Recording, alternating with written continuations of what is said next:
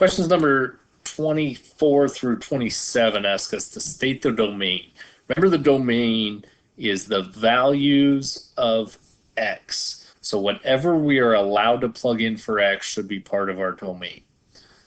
So 24, we're given f of x equals 7 minus 5 times the square root of 13 minus x. So when I subtract, you're allowed to subtract any two numbers. So the subtraction doesn't really matter here. I'm allowed to multiply any two numbers. That's okay. I'm taking a square root. I can't just take the square root of any number, though. I can take the square root of positive numbers. That's okay. Or square root of 6, even though it's irrational and doesn't come out even. I can take the square root of 6. I can take the square root of 0. But I cannot take the square root of a negative number. Square root of negative numbers are undefined as far as real numbers go.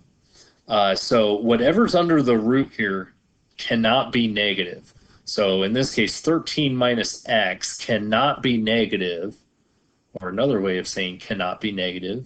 It has to be greater than or equal to 0. It has to be positive or 0.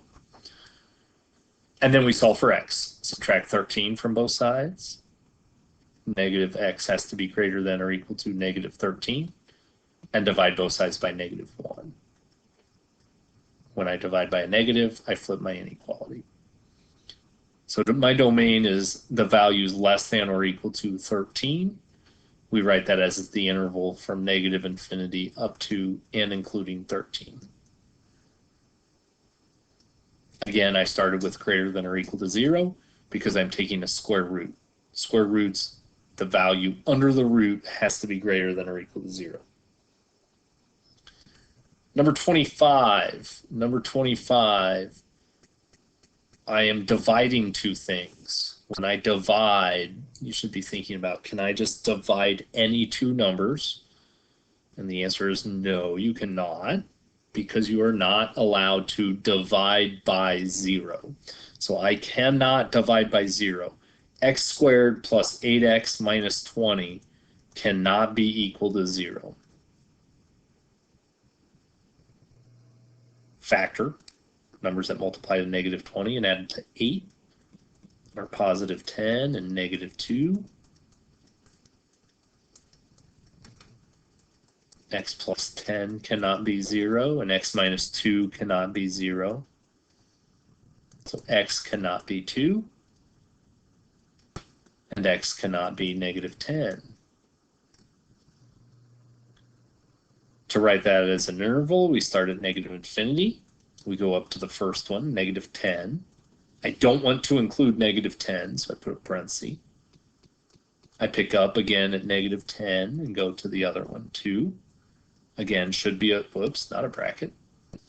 Again, should be a parenthesis to show we do not want to include the 2.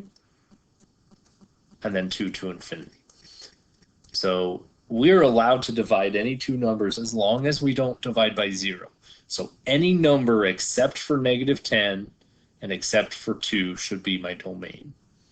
Notice if x is 2, I would have 4 plus 16, that's 20, minus 20. I would divide by 0, that's no good. Number 26. 26, we are taking the absolute value of something. When I take the absolute value of something, I can take the absolute value of positive numbers, that's okay. We can take the absolute value of negative numbers. That's okay. I can take the absolute value of 0 or the absolute value of fractions. I am allowed to take the absolute value of any number. Therefore, my domain here is all real numbers, negative infinity, positive infinity.